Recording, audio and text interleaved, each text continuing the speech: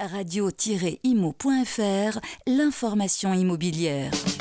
En direct sur Radio Imo, le 24e salon de la copropriété, les 8 et 9 novembre à Paris, porte de Versailles, en partenariat avec GERCOP, Gallian et Drieux-Combalusier. radio-imo.fr. Un salon de la copropriété qui se déroule donc toujours à la porte de Versailles. Ici, dans le hall 7.3, un magnifique hall qui a ouvert ses portes il y a très peu de temps, il y a un mois environ. Et donc on est ravis, mon cher Gilles, de recevoir maintenant nos invités, puisqu'on va sortir de la porte de Versailles, on va traverser un peu l'Atlantique et on va aller voir ce qui se passe aussi de l'autre côté chez nos cousins au nord de l'Amérique. Je vous laisse nous en dire un peu plus. Tout à fait, Olivier. Donc c'est avec grand plaisir que nous recevons maintenant Maître Yves Jolicoeur, avocat émérite au barreau de Montréal. Bonjour Maître. Bonjour. Nous recevons également Maître Olivier Brane, avocat honoraire. Vous êtes tous les deux grands spécialistes de la copropriété en France et donc au Québec. C'est très intéressant. On va parler droit. Là, on va parler droit. On va parler un peu loi 65 et surtout on va parler de ce qui se fait dans les autres pays, puisque la copropriété heureusement n'existe pas qu'en France. On est très focalisé sur la loi du 10 juillet 65 qui est un peu en cours de réécriture et c'est très intéressant de savoir ce qui se fait à l'extérieur et on va parler de ça et avec vous maître Yves Jolicoeur, ce qui se fait au Québec. Quel est votre constat et quels sont vos travaux? Écoutez, la copropriété est née en 69 au Québec, a été copiée en grande partie sur la loi de 65, donc on est proche, on est des cousins, mais également en termes législatifs. Mais on a une approche beaucoup plus nord-américaine, beaucoup plus basée sur une approche américaine de responsabiliser des acteurs avec une assemblée de copropriétaires avec peu de pouvoir, mais un conseil d'administration composé de copropriétaires, administrateurs qui, eux autres, détiennent les pouvoirs pour assurer la pérennité du bâtiment. Donc, un régime similaire, mais une approche totalement différente sur l'imputabilité des acteurs. Le conseil d'administration chez vous, c'est l'équivalent du conseil syndical chez nous? Oui, mais avec des pouvoirs. C'est-à-dire que l'Assemblée ne décide pas du budget. C'est le conseil d'administration qui décide du budget. C'est le conseil d'administration qui décide des travaux. Dans une optique, somme toute, d'assurer la mission première d'un syndicat copropriétaire, c'est-à-dire la conservation et la pérennité du bâtiment. Nous, on a choisi, et c'est l'Amérique, c'est pas juste le Québec, c'est l'Amérique au complet, a choisi de donner des pouvoirs, mais également de rendre responsables ces acteurs qui ont une mission première, c'est-à-dire s'assurer de la qualité du bâti, mais s'assurer également de la valeur patrimoniale de l'ensemble des copropriétaires. Alors, Maître Olivier Brane, quel est l'objectif de ces échanges internationaux? Alors, c'est très intéressant parce que malheureusement, il y a un absent aujourd'hui qui est la représentation de notre ami Jean-Pierre Lannoy, qui est belge, qui est donc syndic et expert judiciaire à Bruxelles. Et nous sommes en train, avec Maître Jolicoeur, donc Monsieur Jean-Pierre Lannoy, le belge, et moi-même, de sortir un ouvrage, probablement au premier semestre 2018, sur les copropriétés en difficulté. Ça va s'appeler Copropriétés en difficulté, constats et solutions, France, Québec, Belgique. Alors, si vous voulez, ce qu'on a fait, c'est essayer de regarder ce qui se fait de mieux finalement en gouvernance de la copropriété. Puis c'est la question que vous posiez. Qu'est-ce qui se passe avec le conseil syndical? Est-ce qu'il va devenir un conseil d'administration à la québécoise ou à l'américaine? Donc toutes ces questions-là sont posées dans cet ouvrage. Mais ça ne va pas être un catalogue, si vous voulez, de ce qui se fait par exemple en France sur les copros en difficulté. Ça, tout le monde sait ce que c'est. Et vous savez qu'en Belgique, il n'y en a pas. Et qu'au Québec, il n'y en a pas. Alors, donc, on ne va pas s'amuser à refaire ce qui se passe en France, tout le monde le sait, bien sûr que l'ouvrage le dira, mais ce qui nous intéresse surtout, c'est de voir ce qu'on peut faire en prévention pour éviter ce qu'on appelle le glissement d'une copro classique vers la copro en pré-difficulté ou en difficulté. Et là, c'est là où on va peut-être être un peu originaux, parce qu'on est allé chercher dans les 3 pays ce qui pourrait se faire de mieux. Aujourd'hui, ce qui se fait dans la loi du 10 juillet 65, qui a été mis en place il y a quelques années, qui, j'ai l'impression, n'est pas souvent utilisé, c'est le mandataire ad hoc. Alors le mandataire ad hoc, j'ai vu dans le projet de travaux du Gréco qu'on en reparlait. Est-ce que c'est une bonne idée de le conserver, ce mandataire ad hoc? Oui, mais alors le seuil, c'est-à-dire 15% d'impayés, c'est énorme. Il me semble avoir entendu, peut-être vous allez me le confirmer, que les copropriétés en France, en fait, elles sont en impayé à hauteur de 12% en moyenne du budget. Je ne sais pas si vous avez confirmation de cette information.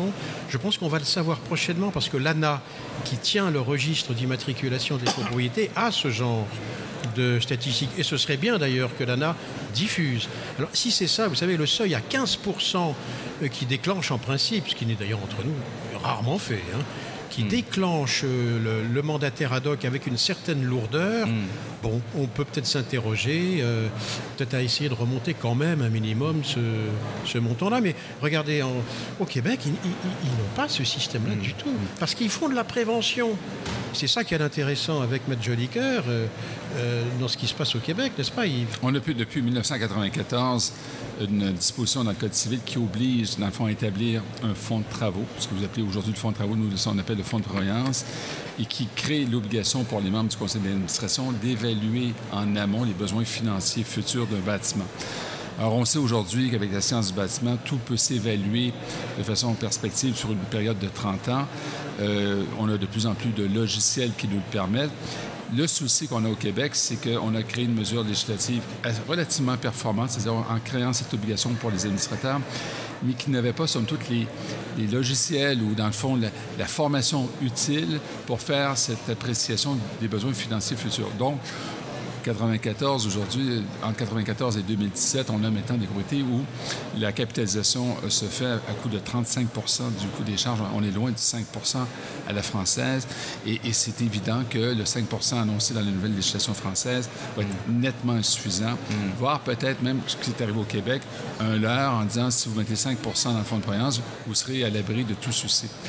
L'Ontario, qui est la province adjacente au Québec, elle a été beaucoup plus rigoureuse en forçant les syndicats de copropriétaires en Ontario à faire des études de fonds de prévoyance, c'est-à-dire des études qui permettent, grâce à la présence d'experts, d'évaluer les besoins financiers futurs de la copropriété pour permettre un certain lissage, finalement, de permettre aux diverses générations de copropriétaires de contribuer à la juste valeur à l'état de l'étude.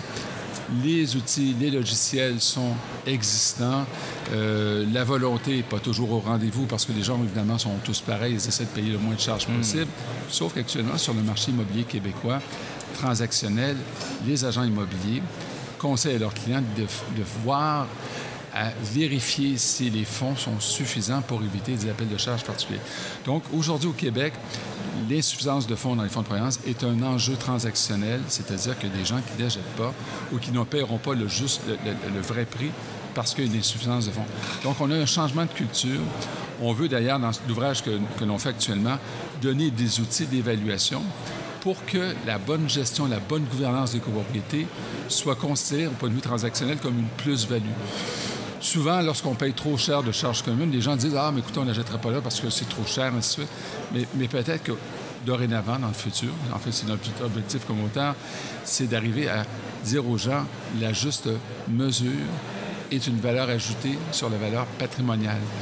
Alors, nous, au Québec, ce que vous faites en France, c'est-à-dire de pomper des fonds publics dans des copropriétés en difficulté, ça serait socialement inacceptable. Les gens disaient au Québec, mais pourquoi devons-nous investir de l'argent de fonds publics alors que les besoins financiers dans le système de santé de la population vieillissante sont insuffisants pour faire face à la pression? Alors, la Belgique, c'est la même chose. M. Lanois, quand on a dit cette discussion-là, ça serait impensable à Bruxelles qu'il y ait des fonds publics. Et pourtant, la France est rendue là, peut-être à juste titre, mais comment peut-on casser cette mesure protectionniste de l'État de penser à la place d'adultes qui sont des copropriétaires et qui ont tous le degré d'intelligence d'assurer la pérennité de leur bâtiment. Alors on est tout à fait d'accord et on en revient au processus de décision, on en revient à la gouvernance.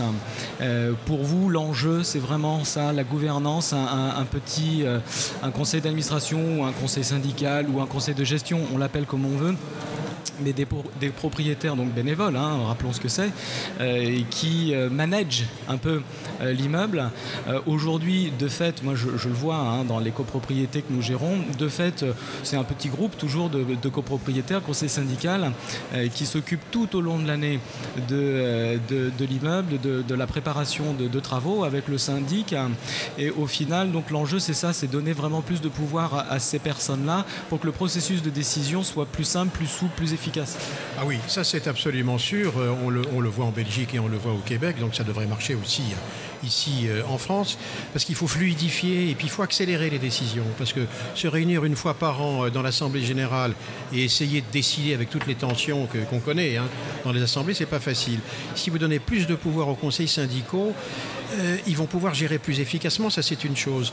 Mais tout part en fait d'autre chose, c'est-à-dire de nouvelles techniques de management qui peuvent d'ailleurs être utilisées par les conseils syndicaux, mais alors toujours évidemment avec les syndics qui restent les chefs d'orchestre, c'est évident. Parce qu'il faudrait que ce soit comme aux États-Unis, c'est-à-dire qu'aux États-Unis, le syndic, qui s'appelle d'ailleurs un manager, est un expert. On va le chercher parce qu'il sait.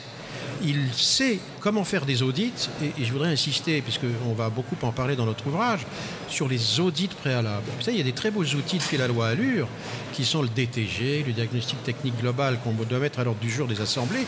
C'est un outil fabuleux qui peut être utilisé et décidé par le conseil syndical. Voilà. Et ça part de là. La rénovation énergétique, elle se fait dans ce que je vois comme dossier, avec le conseil syndical moteur, ce que les sociologues appellent des facilitateurs, et le syndic en appui. C'est ça qui marche. Alors écoutez, c'est des échanges vraiment très intéressants. Je pense qu'il faudra continuer de développer. Le métier de syndic, on pourra en parler ensemble, si vous voulez, avec notre association des gestionnaires de copropriété. Vous expliquer vraiment comment ça se passe sur le terrain. Et tous ces échanges sont très enrichissants. Je vous remercie, mes chers maîtres. Merci à vous. Voilà, moi j'ajouterais juste merci Olivier Brane, qu'on connaît bien parce qu'il est chroniqueur aussi sur Radio Imo avec la page copropriété. On salue évidemment maître Yves Jolicoeur qui est aussi une page copropriété au Québec, puisqu'on rappelle que Radio Imo est également présent au Québec avec radio-imo.ca. Et puis on salue, il n'est pas avec nous autour de la table, il est reparti hier, Jean-Pierre Lannoy, effectivement, qui est l'animateur aussi de radio-imo.be. Voilà. C'est juste une petite précision. Merci messieurs. Et donc on poursuit dans quelques instants avec un nouvel invité. Merci. Radio-imo.fr, l'information immobilière. En direct sur Radio Imo, le 24e salon de la copropriété, les 8 et 9 novembre à Paris, porte de Versailles, en partenariat avec GERCOP, Gallian et Drieux-Combalusier. Radio-imo.fr